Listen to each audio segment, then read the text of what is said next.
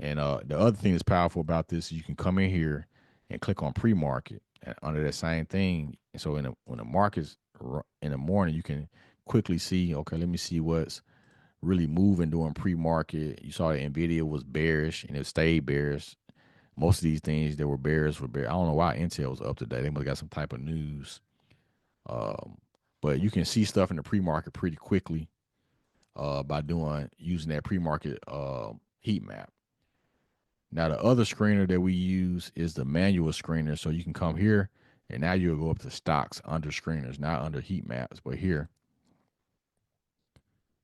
And so we want to go to create a screener. So let's create new, and we'll call this wolf chart screener. All right.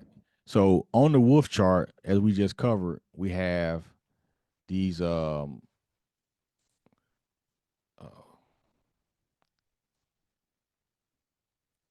we have the 12 EMA that we use for short-term trend detection, and we have the 200.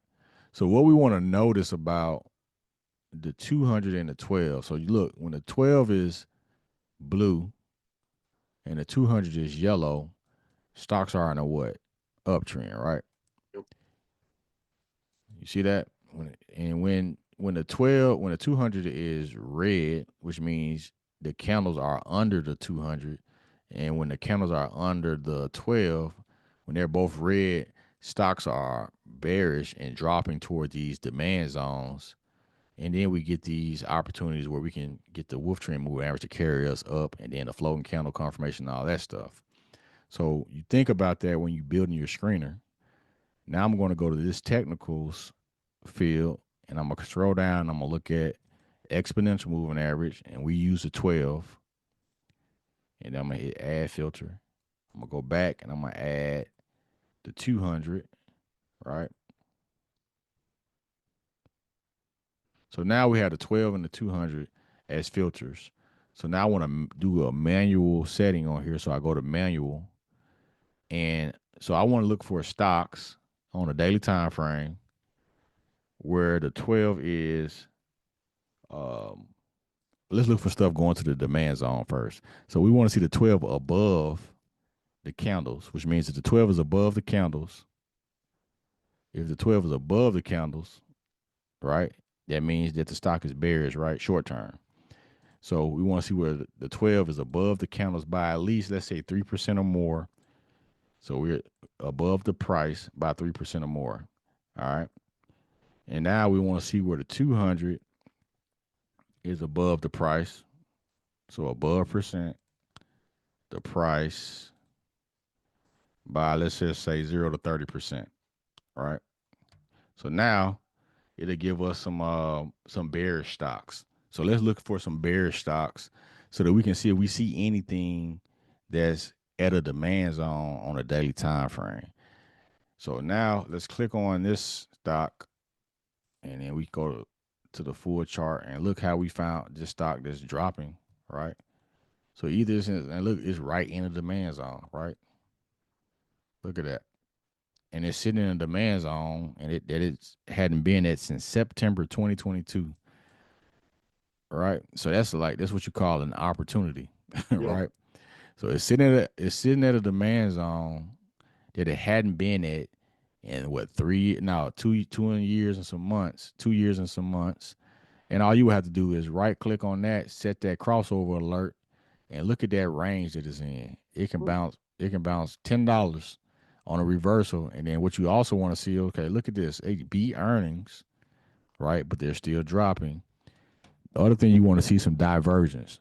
The type of divergence I look for is so first thing I want to look at quickly, they beat earnings for the past 4 quarters, right?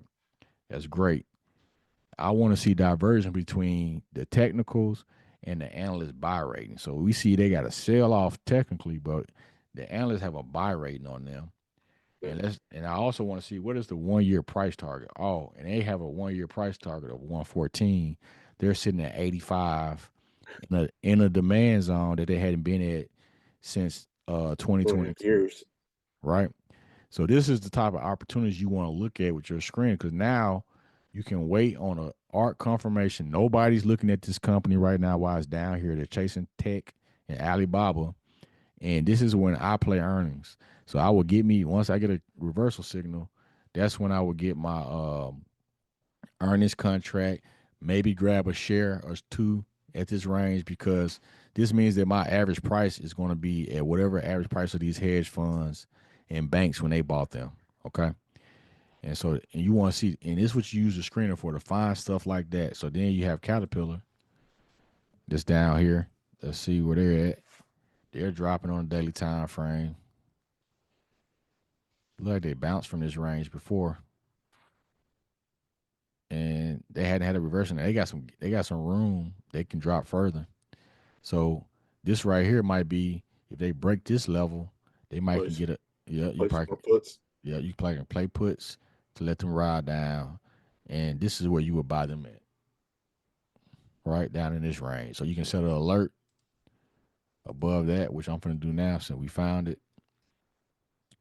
I'm gonna push it out to here and we hit create. So now I got me an alert on them, and I also can do an alert on my wolf Crossover. trend.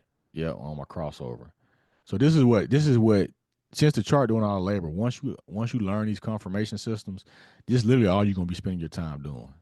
Is finding stuff that's about to make a confirmation, either with the trend line break or with the arc confirmation. And then you have Honeywell, and then you can see them pushing. They're in the demand zone under the 200. They sitting on top of a lot of money. They came here in October and bounced with an arc confirmation. Look at this. They bounced and pushed up a lot of money, right? And so they're sitting down in these zones now. So you want to wait on that arc confirmation to give you a good entry. Um, and so you can do that, and also to minimize. So you see how we got 900 some companies. What I normally do is I go to analyst rating, and I just want to see stuff that's neutral, buy, and strong buy. So that dropped me down to 600, and then I go to my index, and I just want to see stuff in the S&P 500, the Nasdaq, the Dow Jones, and the Russell, right? So that put me at 300 and some companies versus having like almost 1,000 companies in there. And so, and you also have like earnings over here, recent earnings, earnings this month. You know, you can put if you want to just see companies just down low that have earnings this month. You can. This is just showing you everything that has earnings this month. And so stuff has already like Ford. They had earnings, they beat, but I think their guidance was bad or something like that.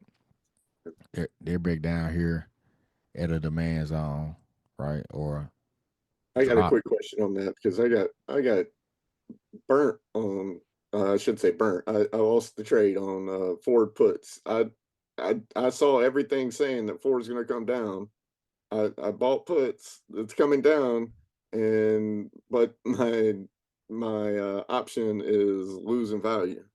Yeah. Even like So even the day that it dropped $1, my no, my no. So option lost money. yeah. So the reason that happens is because of the it's called implied volatility. So you can't when you buy options, you can't buy them close to earnings, the weaker earnings, or even like 3 weeks or 2 weeks right before earnings, Yeah, I bought because it two. I bought it 3 weeks ago. Yeah, yeah. so So like I don't use Robinhood, but I have this Robinhood account. I'm gonna show you what I mean by that. So like let's see SMCI. So like SMCI, the country. I took a screenshot of it and put it in the Discord, but their $41 call. A person like, am I gonna make money on this? And so you see this implied volatility right here. mhm. You see how it's up 100. This means that the premium that you're spending on SMCI is inflated by 121%. And so, but yesterday, before earnings, this was at 308%. Oh wow, So immediately after earnings, the implied volatility dropped from 300% down to 120. So that means that you played. I mean, they played a 300%, well, really a 240% markup premium. Yeah. premium on that contract, and that's what happened to you with Ford. Okay. So when you're playing, so that's why, like we were just looking at MRK. So this is what I'm saying with MRK. So like MRK, the reason why I play earnings the way I do If I was to get a MRK contract for um let's see, May, while they're bears, right? And say I had got a $95 strike, right? Something cheap, right? The implied volatility is at 7%, right? But as it approaches earnings, and so say we get to like April, this is going to go up to like 40%, 50%, 60%. And so that's going to cause the contract to be more expensive, but it's also going to give me my profit to exit. Okay. You get that? Yep. So if I'm getting in early, then when they raise the option cost, I don't like I can just sell it and take profit. And by this time, I can take my initial investment out plus profit and leave a contract to play earnings. And I've already won the trade, and all I'm risking is a profit, right? Right. So You're yeah, you're yeah, you're already in profit. It's just going to be how much.